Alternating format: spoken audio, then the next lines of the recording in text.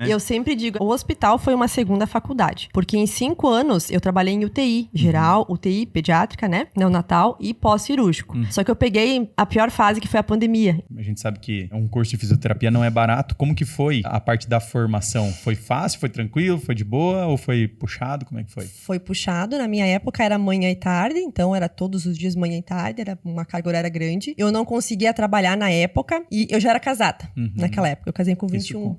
Eu casei com 21 anos e depois entrei na faculdade. Então eu não trabalhava, eu só estudava. Eu entrei e não conseguia pagar um curso. Eu sou a única da minha família que tem uma formação acadêmica, né? Então eu encaminhei o FIES, mas eu segui fazendo Enem até eu conseguir bolsa. Então eu tenho uma boa parte da faculdade com bolsa. Então já que eu tive essa oportunidade, eu abracei mesmo. Daí eu cursei todos os 5 anos da faculdade e depois segui estudando também, né? Que legal. Isso na URI? Na URI. Foi na URI? Foi na URI. Antes disso, escola pública? Escola pública. Escola pública sempre. Que legal. Poxa, bem bacana. A gente sabe que quando a gente se forma, na verdade a gente descobre que a gente só tem um diploma, né? Exato. E aí, como que foi a entrada no mercado de trabalho, né? Porque não sei se já foi para empreendedorismo direto ou foi para o mercado de trabalho mesmo. Foi para o mercado de trabalho. Na verdade, eu me formei e eu não conseguia emprego assim na sequência. Todo mundo queria o Pilates, né? Na época tava bombando o Pilates, né? Faz 7 anos isso, né? E eu não tinha o curso. E eu me vi assim, se eu não fizer o Pilates, eu não vou conseguir trabalhar. Nesse meio tempo, eu fui trabalhar no mercado de caixa, porque eu falei, eu não vou ficar sem trabalho. Já fiquei tantos anos sem trabalhar. Fora da sua área mesmo? Sim, fora da área, até eu consegui um trabalho na época. Daí consegui fazer o curso de Pilates. E daí já na sequência, né, eu sempre tive um bom relacionamento com meus professores, por isso que eu digo, né, relacionamento é tudo. Sim. Eu fiz o curso, já me indicaram na sequência para trabalhar em duas clínicas aqui em Erechim. E metade do ano, ali 6 meses depois de formado, um dos meus professores me chamou para trabalhar no Hospital de Caridade. Então eu trabalhei no Hospital de Caridade 5 anos. Então ali já no início da jornada, já entrei no hospital e já comecei a atuar como físio na parte da ortopedia e no Pilates. Entendi. E na sequência também que me formei, já encaminhei a pós-graduação, porque eu entendi que a formação acadêmica foi a base.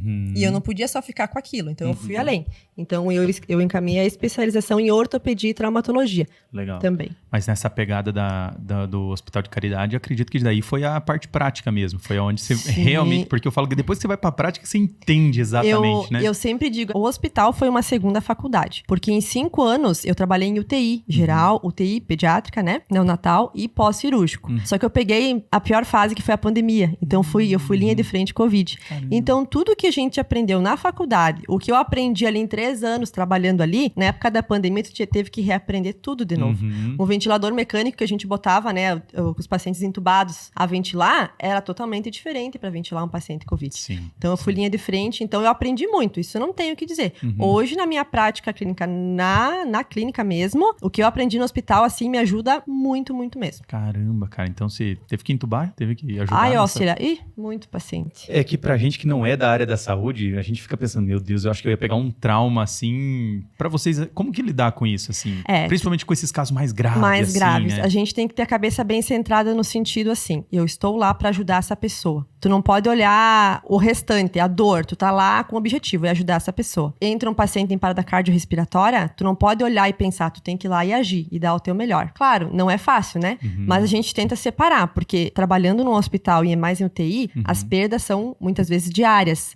Então você tem que estar lá dentro, trabalhar com empatia, dar o teu melhor, mas tentar na hora de sair, não levar. Sim. Não levar. Porque senão a pessoa Porque pira, senão a gente não entra em depressão, né? Porque realmente... Mas ao mesmo tempo, ver um paciente de UTI melhorando, indo pro quarto, indo pra casa, não tem explicação. Foi ali que eu entrei na neuro também, depois eu falo um pouquinho mais. Mas quando eu pegava esses pacientes muito difíceis do hospital, que iam pra casa, eu atendia em casa depois. Entendi. E depois levava pro consultório. Entendi.